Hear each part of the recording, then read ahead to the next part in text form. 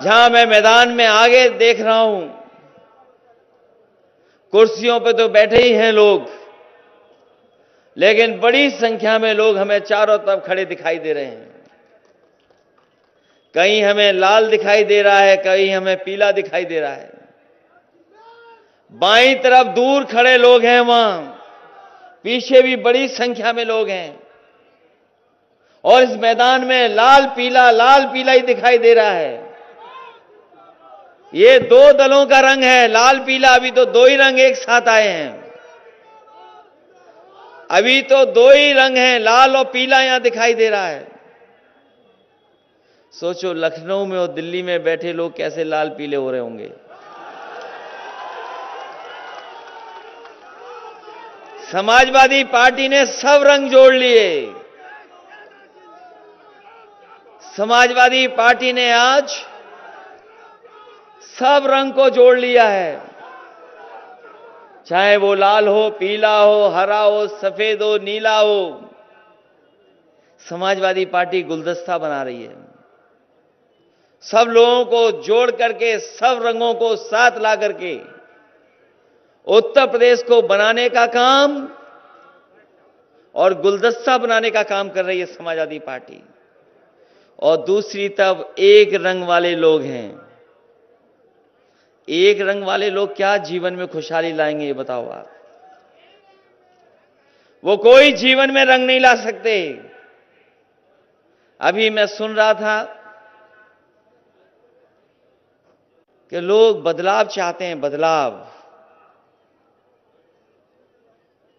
बताओ आप लोग बदलाव चाहते हो कि नहीं चाहते हो? और उत्तर प्रदेश के लोग बदलाव चाहते हैं, इसलिए बदलाव चाहते हैं कि उत्तर प्रदेश आज पीछे छूट गया है।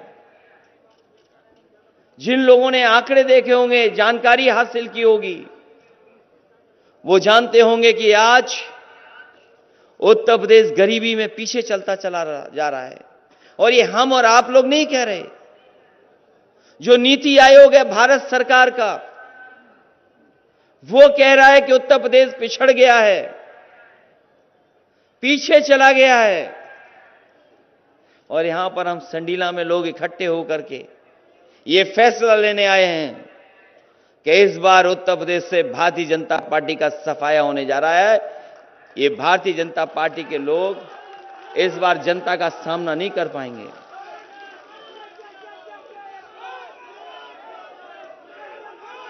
वैसे तो सब कारोबार ठप हुए, वैसे तो बहुत सारे कारोबार ठप हो गए सरकार में। छोटा मोटा काम करने वालों का भी काम छिन गया।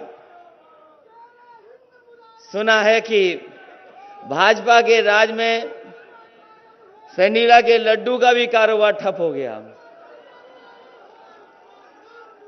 वैसे तो बहुत कारोबार ठप हो गए, कारोबार चल नहीं पाया, उद्योग कारखाने नहीं चल पाए, और उसका परिणाम है दिखाई दे रहा है कि बड़ी संख्या में लोग आज उनके हाथ में काम भी नहीं है, रोजगार भी नहीं है, नौकरी भी नहीं है। सुना है कि क्योंकि संडीला का लड्डू अगर कोई बाजार से निकले तो संडीला वाले बिना लड्डू के नहीं बेचते उसे, हालांकि बाजार दूर है। लेकिन जिस तरह का संकट, परेशानी, दुख सरकार ने दिया, आज कोई लड्डू दे ही नहीं पा रहा एक दूसरे को। कहां कोई लड्डू दे पा रहा है किसी को? ये हमारे बेरोजगार नौजवान जिनके हाथ में नौकरी रोजगार नहीं है, ये लड्डू कहां से लेकर के आएंगे? और जब इनकी शादी नहीं होगी तो बताओ इन्हें लड्डू कौन देगा? जब रोजगार नहीं होगा, नौकरी नहीं होगी तो बताओ कौन लड्डू खिलाएगा आपको? और हमारे गरीब जानते हैं नमक रोटी खा रहे हैं, ये लड्डू कहां से लाएंगे? इसलिए बदलाव चाहते हैं। इन्होंने जहां बड़े बड़े कारखाने, उद्योग, कारोबार रोक दिए, वहीं लड्डू का भी व्यापार खत्म कर दिया, ठप कर दिया। इसलिए समाजवादियों ने कई जगह पर नारा दिया है। और क्योंकि संडीला का लड्डू सब लोग जानते हैं, इसलिए मैं कहना चाहता हूं कि फिर लड्डू का व्यापार होगा और 22 में बदलाव होगा। अगर आप चाहते हो खुशहाली आए, तरक्की आए,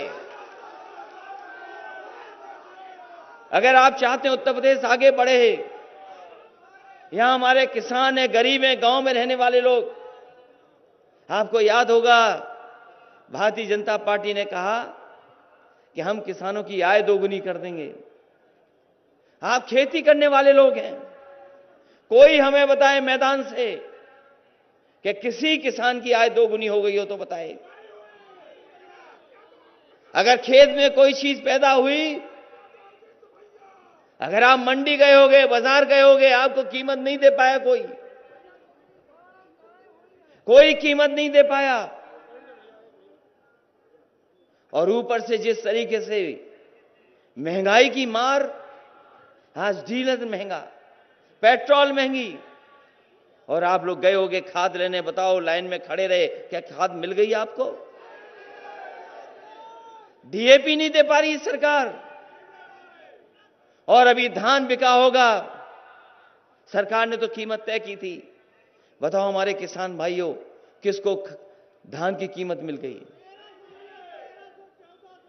किसी को धान की कीमत नहीं मिली, और केवल लोग लाइन में लग करके परेशान नहीं हुए, कई किसानों की जान चली गई। ये वही सरकार है जिसने आय दोगुनी की बात कही। और आपके बगल के जिले में सोचो, किसान 3 कानून वापस करने के लिए निकले थे। 3 कानून वापस हो, इसको लेकर के किसान निकले। भारतीय जनता पार्टी के गृह राज्य मंत्री, उनके समर्थक लोगों ने किसानों को गाड़ी से कुचल दिया। बताओ, टायर से किसान कुचल दिए गए कि नहीं कुचल दिए गए? किसान कुचल दिए गए। ये वही लोग हैं जैसे अंग्रेजों ने एक बार जलियांवाले बाग में सामने से गोली चलाई थी, ये भारतीय जनता पार्टी के लोगों ने पीछे से जीप चढ़ा दी। ये लोग सोचते हैं डरा करके राजनीति कर लेंगे। अंग्रेज तो बांटते थे तब राज करते थे, ये लोग डरा करके राज करना चाहते हैं। इसलिए हम सब लोग निकल करके आए हैं कि इस बार कोई घबराने वाला नहीं है, ना डरने वाला है। इनका सफाया करने का काम हम लोग करेंगे मिलकर के। ये लोग जातियों में लड़ाने वाले लोग, याद होगा पिछले चुनाव में कह दिया कि कोई नौकरी रोजगार निकलता है तो ये लोग ले जाते हैं। जातियों में भेदभाव पैदा किया। ये नफरत की राजनीति करने वाले लोग धर्म को लड़ा रहे हैं। कभी भारतीय जनता पार्टी के लोग कहते हैं ये जाति ज्यादा है, कोई कभी कह देते हैं ये जाति ज्यादा है। बताओ, ये जाति जनगणना क्यों नहीं कर रहे हैं? कभी सोचो, ये जाति जनगणना क्यों नहीं कर रहे? क्योंकि ये जो पिछड़े बने हैं, ये जो पिछड़े का सर्टिफिकेट लिए घूम रहे हैं, ये इनका कागजी सर्टिफिकेट है। जो लोग जनगणना नहीं करना चाहते उन पर कागजी सर्टिफिकेट है, लेकिन यहां जितने खड़े लोग हैं सब पर अपना ओरिजिनल सर्टिफिकेट है। किसी के पास कागजी सर्टिफिकेट नहीं है।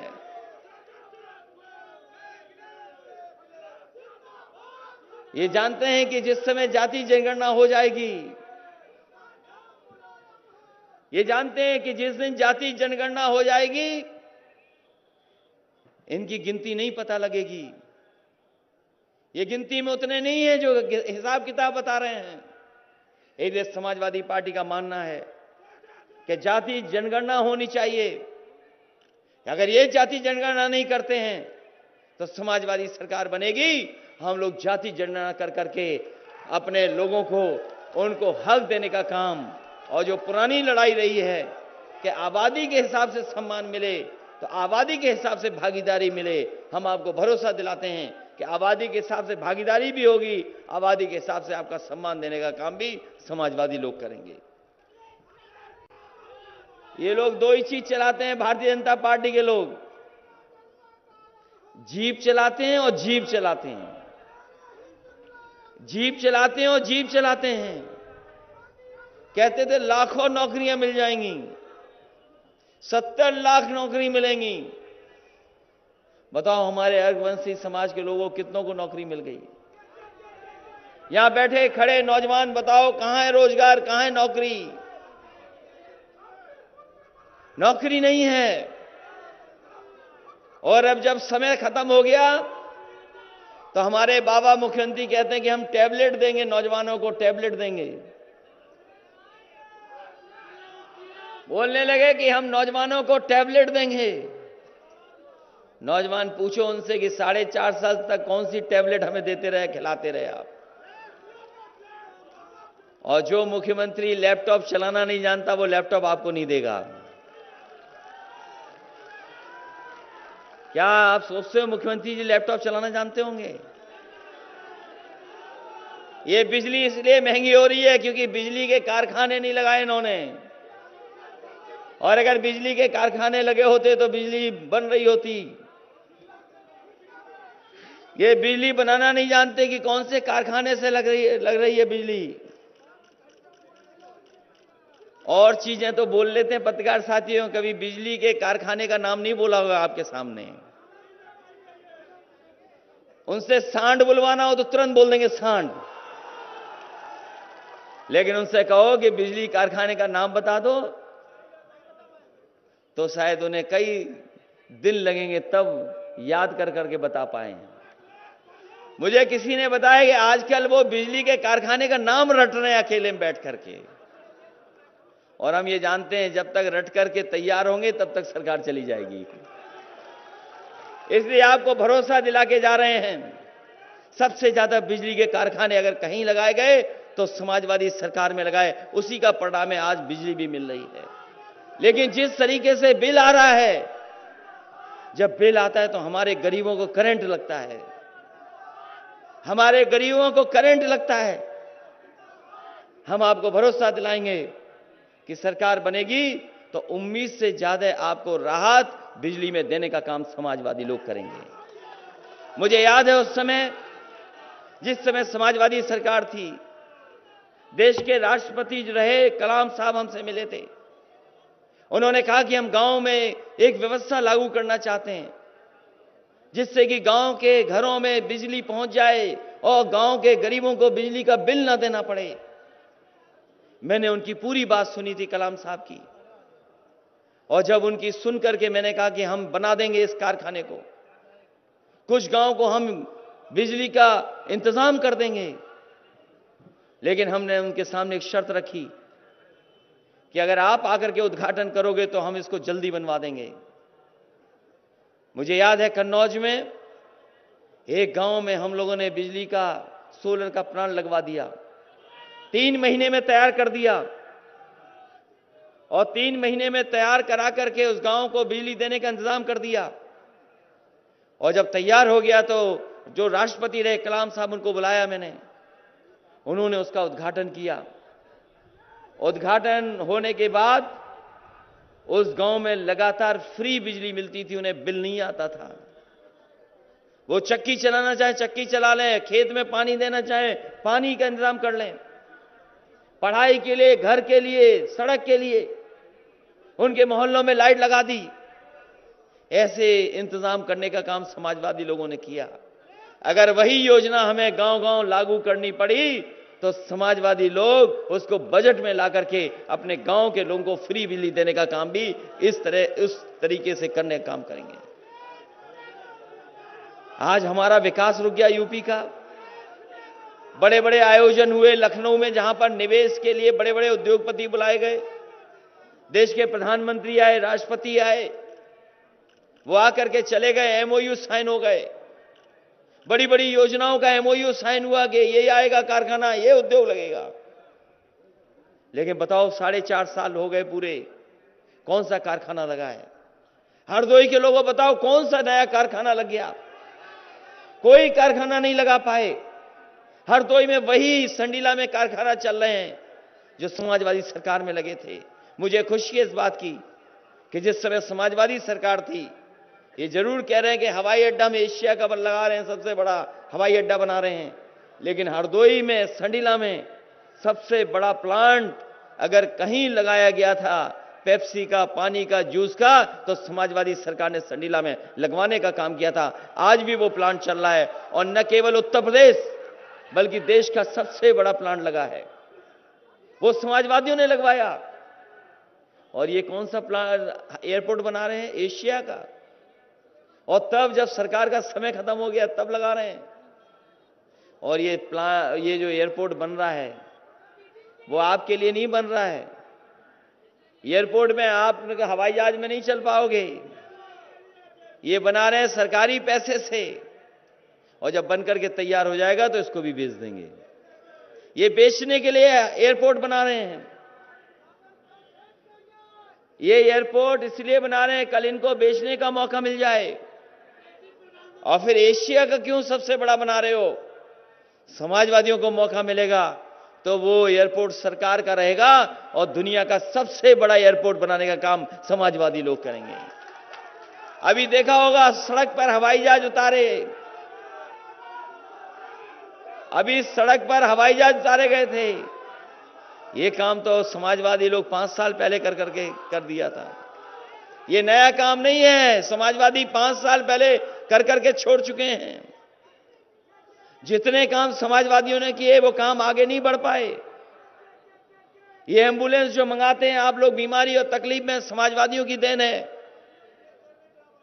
कोरोना के समय पर जब सब कुछ बंद था, सब तकलीफ और परेशानी में थे, अगर कोई गरीबों की मदद कर रही थी तो ये एम्बुलेंस आकर के मदद कर रही थी। ये एम्बुलेंस किसी ने बनाई है, लगाई है आपकी मदद के लिए, तो समाजवादियों ने लगाई। हम आपको भरोसा दिलाते हैं अभी तो फ्री एम्बुलेंस है गरीबों के लिए। समाजवादी सरकार बनेगी तो गंभीर से गंभीर बीमारी के लिए भी गरीबों को कहीं भागना नहीं पड़ेगा, पूरा का पूरा इलाज उनका मुफ्त होगा। ये इंतजाम समाजवादी लोग करेंगे। पुलिस के लिए भी 100 नंबर दिया था, पुलिस के लिए भी 100 नंबर समाजवादियों ने दिया, लेकिन हमारे बाबा मुख्यमंत्री ने 100 का 112 कर दिया। 100 नंबर 112 हो गया। और पता नहीं क्या किया। पहले तो पुलिस ठीक थी, पता जब से नंबर बदला ये भी बदल गए थोड़ा। 100 नंबर था तो ठीक चल रही थी पुलिस, लेकिन जैसे ही 112 हुआ पुलिस भी बदल गई। और ये नोटबंदी की बाद जो 1000 बंद हुआ 2000 आ गया, अब इनका हिसाब किताब भी बदल गया। ये जो 100 नंबर का इंतजाम किया था वो इसलिए किया था गरीबों की मदद हो। अगर कहीं खेत पर झगड़ा हो जाए, गांव में कोई झगड़ा हो जाए, तो आपको थाने ना भागना पड़े, उसके लिए 100 नंबर का इंतजाम किया था कि आप फोन मिलाएं, पुलिस आपके पास आ जाए और मदद करने का काम करें। लेकिन उत्तर प्रदेश में जो हालात पैदा हो गए हैं, हमने आपने अखबारों में पढ़ा होगा कि इलाहाबाद में 4 लोग एक परिवार के मार दिए गए। एक परिवार के 4 लोग मार दिए गए। बताओ कौन दोषी है उसके लिए? उसके लिए दोषी अगर कोई है तो वो भारतीय जनता पार्टी की सरकार दोषी है। कौन नहीं जानता गांव में पानी के लिए झगड़ा हो जाता है? कौन नहीं जानता कि रास्ते के लिए झगड़ा हो जाता है, कभी मेड़ को लेकर के झगड़ा हो जाता है? ये जो इलाहाबाद में जान गई है 4 लोगों की, वो भारतीय जनता पार्टी की सरकार की वजह से जान गई है। वो परिवार घूमता रहा, कभी थाने में, कभी तहसील में, डीएम पर, लेकिन किसी ने मदद नहीं की। और उसका परिणाम यह हुआ कि 4 परिवार के सदस्यों की जान ले ली गई। यह है कानून व्यवस्था उत्तर प्रदेश की। जब हम और आप लोग यहां मैदान में खड़े हैं, बनारस जो प्रधानमंत्री जी का संसदीय क्षेत्र है, 3 साल की बेटी के साथ क्या हुआ है, दुख होता है जब जानकारी ऐसी हासिल होती है। 3 साल की बेटी के साथ क्या घटना हो गई बनारस में, कौन जिम्मेदार है इसके लिए? और याद कीजिए कासगंज, जहां पर 2 फीट ऊंचाई पर नल लगा था, उससे एक जान ले ली होगी क्या किसी ने? याद कीजिए वो गोरखपुर मुख्यमंत्री जी का क्षेत्र, एक व्यापारी अपना व्यापार करने आया, पुलिस के लोग घुस गए जाकर के, केवल वसूली चाहते, वसूली कर रहे थे। उसको इतना पीटा, जान चली गई। ये तो 2-4 घटनाएं बता रहा हूं मैं। हाथरस की बेटी के साथ क्या हुआ बताओ, दलित बेटी के साथ क्या हुआ। लेकिन भूलना नहीं ये बात, 30 तारीख है, हमें और आपको याद करना उस बेटी को, और अपने दलित भाइयों को, पिछड़े भाइयों को जगाना है कि सरकार कैसा अन्याय कर सकती है। और हमारा कौन भूल जाएगा किसान भाई, जो हमने आंदोलन को लेकर के, अपनी मांगों को लेकर के गए थे, पीछे से आई गाड़ी और कुचल करके चली गई, और आज भी गृह राज्य मंत्री हटाए नहीं गए हैं। सोचो अगर गृह राज्य मंत्री बड़े बड़े मंत्रियों के साथ खड़े होंगे, मुख्यमंत्रियों के साथ खड़े होंगे, तो कौन न्याय देगा? कि नहीं न्याय मिलेगा। और अगर न्याय चाहते हैं आप सब लोग, तो जिस तरीके से समाजवादियों ने 100 नंबर पुलिस को दिया था, हम चले जाएं सभा से, आप पूछना पुलिस के लोगों से, कभी इतना प्रमोशन पुलिस में नहीं हुआ होगा जितना समाजवादियों ने किया। और ये 100 नंबर भी जो व्यवस्था दी है, ये दुनिया की बेहतरीन व्यवस्था पुलिस को देने का काम हुआ है। इससे अच्छी कोई व्यवस्था नहीं थी। सरकार बनेगी तो पुलिस का इंतजाम और कैसे बेहतर कर सके, कैसे सरकार गरीब को न्याय दिला सके, उस दिशा में समाजवादी लोग काम करने का काम करेंगे।